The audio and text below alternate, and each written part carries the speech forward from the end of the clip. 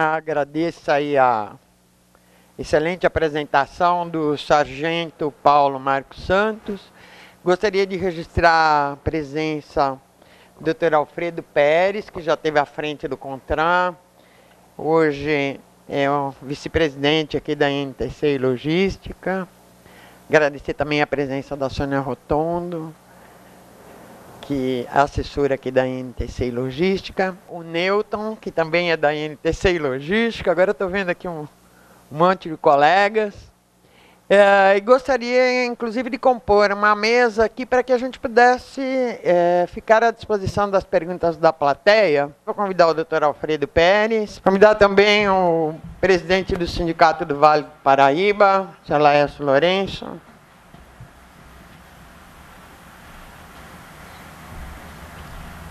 E agora os nossos palestrantes, a doutora Camila, o capitão Cláudio e o sargento Paulo. Ainda para compor a mesa, eu solicito a presença do senhor Nilson, que também é do Inmetro. Bom, a nossa colega está de posse do microfone. A pessoa que desejar fazer a pergunta, por favor, levanta a mão para que ela possa identificar, e ela levará o microfone até a vossa presença para que a pergunta então possa ser formulada e gravada, já que o nosso evento está sendo gravado. Antes, porém, eu gostaria de verificar se algum dos componentes da mesa gostaria de fazer alguma consideração, a começar pelo Dr. Alfredo Pérez. Bom dia, senhoras e senhores. Essa novidade da lei, realmente, as inovações, isso vai trazer realmente algumas modificações operacionais da empresa, tá? E o mais importante, e aí o porquê eu telefonei para eu quero participar do seminário, virei e tal, é exatamente saber a interpretação que a fiscalização vai dar. Então é muito importante essa palestra para nós entendermos como é que a fiscalização será feita e as preocupações, né, e os cuidados que nós devemos ter para não incidir em alguma infração. Realmente foi muito bem apresentado aqui, dizendo o seguinte: antigamente, o fato de você ter o veículo não lacrado, né, o equipamento não lacrado, você não era infração de trânsito. Era até mesmo uma infração administrativa perante o Inmetro, mas não era infração de trânsito. No momento que houve essa alteração na resolução, virou infração de trânsito. Seria a mesma coisa do lacre da bomba injetora. Todos nós aí já estamos acostumados há muito tempo. Eu faria apenas uma pergunta seguinte: na hora que ficar constatado a falta do lacre, a falta da ferição, né, também, como é que será aplicada a penalidade? Haverá penalidade do trânsito ou haverá penalidade administrativa? Infração de trânsito.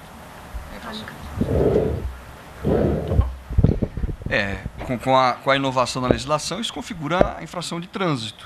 Infração de trânsito, isso acarreta a multa, é uma infração grave, a multa e a retenção no veículo para regularização. Agora, dependendo das circunstâncias dessa constatação, pode ensejar até uma responsabilização penal, com a condução desse condutor, que é o responsável, né, pelas condições de segurança, pelas condições do veículo, ao distrito policial, onde vai ser registrado o fato e apurado se realmente houve dolo naquela conduta.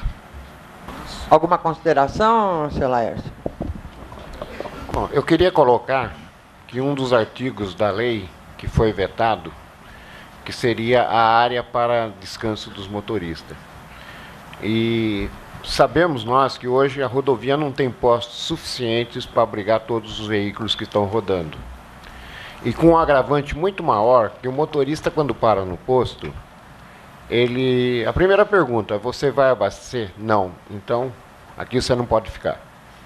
Então, essa é a situação que nós estamos passando e que todos os motoristas vão passar nas rodovias.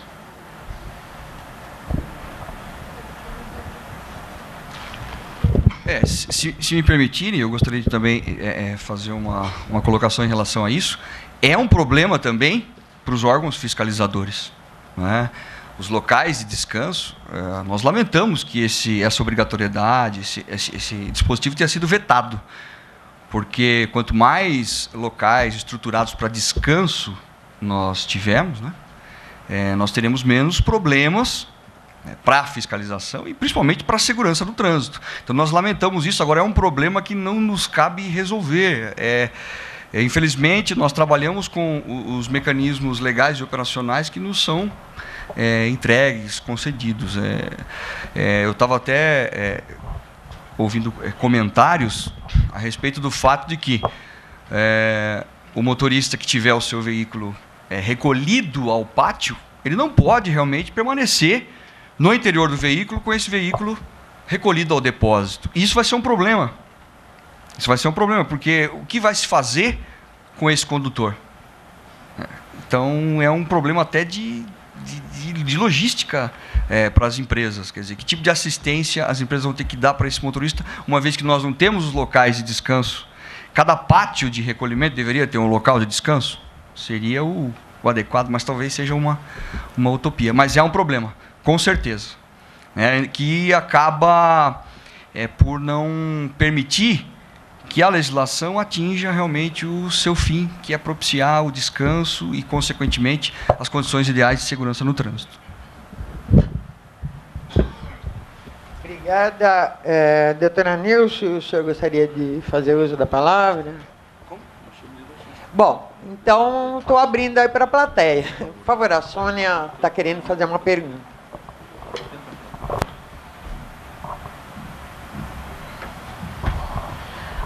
Bom dia. Sou aqui da área internacional e daí nós temos alguns probleminhas que eu gostaria de ver com a fiscalização, como é que será o procedimento. Em primeiro lugar, nós temos uma questão que a Cristina aqui, empresária de transporte, estava até comentando, o problema de fuso horário entre estados. Então, o motorista começa uma operação no estado do Mato Grosso num horário e ele, ao adentrar no estado de São Paulo, ele já está com um horário a maior, Então, como será feito essa questão do horário? 2, os veículos estrangeiros que adentram ao Brasil, chegam até em São Paulo, muitos não possuem tacógrafo. Eu não sei como é que vocês estão pensando nessa fiscalização. Esses veículos, eles ingressam no Brasil por conta de um tratado internacional, evidentemente.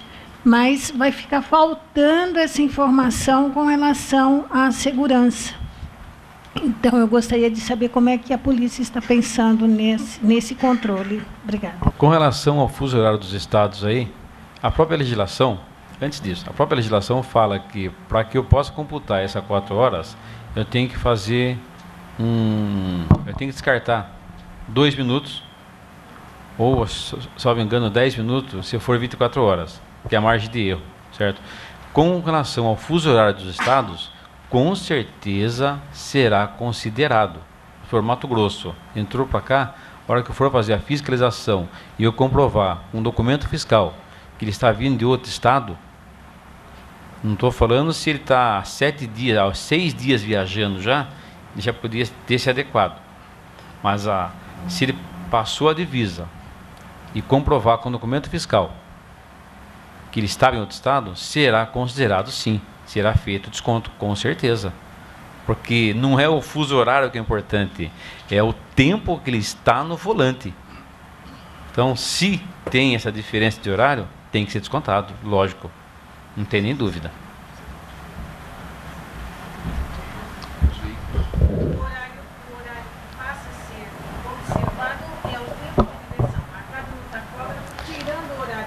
Eu vou olhar quantas horas pelo disco. Se eu for fazer uma fiscalização e olhar no disco, eu vou ver a hora que ele iniciou a viagem e a hora que eu abordei ali. Olha no meu relógio, vai estar uma diferença de horário, não vai? Sim, eu não vou levar isso em consideração. Eu vou levar o horário que está registrado no disco. No disco, está marcando 4 horas, grafado no disco, é esse tempo que eu vou ser utilizado para fazer a fiscalização do tempo dele. Eu vou solicitar, na hora da fiscalização, eu vou acertar o relógio do equipamento dele com o nosso horário aqui, para que dali para frente ele siga no horário correto. Agora, o horário que vai ser utilizado para fiscalização do tempo de descanso e direção contínua no veículo é o horário marcado no disco ou na fita. É fácil, desculpe, é fácil constatar isso porque é representação gráfica. Não tem muito problema para o agente. Ele não vai precisar fazer muita conta em relação a fuso horário. Não é feita autuação no caso, pelo equipamento em desacordo. Eu acerto o horário para ele, com o horário de agora, e ele segue a viagem. O horário de descanso dele está marcado no disco, início e final. Para contribuir, o que eu estou entendendo é o seguinte, o que vai valer, na verdade, é o que está registrado no disco. Independentemente da hora, nesse instante. Pode estar sendo 10 horas aqui em São Paulo, e em outro país, 9. E aí eu acho que a pergunta é muito mais entender se aquela informação não é falsificada ou não. Então não é, né, porque ele teria como comprovar que está fazendo uma viagem internacional através de algum documento, nota fiscal, enfim, qualquer outro documento que pudesse dar esse reconhecimento para a polícia. É assim que eu estou entendendo, Sônia. É isso, capitão? Não, peraí, só um instantinho. Ela sofreu uma autuação. Aliás, eu sou Cristina Transporte Dinâmico, não sofri uma, já foram 2. O que acontece? Os nossos caminhões têm a placa de Mato Grosso e é colocado horário de Mato Grosso. Quando entra no estado de São Paulo, simplesmente o policial quer que se coloque no disco do tacógrafo horário de São Paulo para continuar a rodar. A pergunta é, todas as vezes, quando chega em São Paulo, tem que mudar esse horário e quando volta para Mato Grosso, tem que tornar mudar esse horário? E nós já sofremos 2 vezes a autuação em função desse procedimento, que não muda. Porque nós temos entendido que o horário de origem, que o caminhão é de Mato Grosso, deverá permanecer rodando no Brasil. E não mudar a agulha, o horário, quando chega num determinado estado que muda o fuso horário. Agora, está correta a autuação? Qual horário que nós devemos obedecer? Problema. Não há necessidade de ajuste. A fiscalização ela é feita pelo registro gráfico. Tá? Eu não posso dizer se está correto ou não, eu não conheço, eu estou me baseando pelo que a senhora está me narrando. Tá? Mas, aparentemente, o procedimento não é esse. O procedimento não é esse. A autuação ela é feita com base no registro gráfico de tempo. Tá? O horário que está marcando ali ele é irrelevante. Se o início da viagem se deu no local onde o fuso horário é diferente, isso obviamente é considerado e consta dos nossos procedimentos operacionais. Só uma dúvida. Que tipo de multa... Silvio da BTLP. Que tipo de multa foi lavrada? Não, eu não me expressei bem. Quando ele fala em tempo de direção, é outra coisa. O que já ocorreu, inclusive, o caso dela, é fuso horário dentro do país. Acontece muito no horário de verão. E a multa é porque o equipamento está em desacordo, ou seja, uma daquelas que o sargento mostrou. E isso ela tem razão, esse tipo de multa acontece. Eu vou dizer que não aconteceu, pelos casos que eu tenho conhecimento, no estado de São Paulo. Foi quando foi para lá. Agora o caso dela é diferente, eu nunca soube disso no estado de São Paulo. Mas a multa, pelo que eu acho que não é, porque o senhor leu o diagrama, que ele está lá, rodou 4 horas. Não. O órgão de fiscalização diz que está adulterado, ou seja, o horário está errado. Me surpreende também, a senhora narrar esse caso que ocorreu em São Paulo, porque isso está fora dos nossos procedimentos operacionais padrão. Por isso eu mencionei, que o que eu sei é fora do estado. Mas nós vamos verificar de qualquer forma se isso tem acontecido. Né? Agora, se isso acontecer por exemplo, o que se lavra no ato da fiscalização é uma notificação de eventual infração. Há prazos para apresentação de argumentos para a defesa e, se essa argumentação for instruída com a devida documentação, e no caso o registro, o diário de bordo, o próprio disco do tacógrafo, isso aí é plenamente justificável. Tá? Agora, não é regra. Nós vamos verificar se isso está acontecendo. Deve haver algum problema aí que necessite de um ajuste de procedimento operacional. De qualquer forma, é um problema que vai ser abordado porque o nosso efetivo está sendo reciclado para esse tipo de fiscalização. Então, nós vamos, com base no que a senhora está nos trazendo, por isso que é importante isso daqui, elencar esse assunto como sendo um daqueles que a gente vai discutir nessas instruções com o nosso pessoal, para sedimentar isso.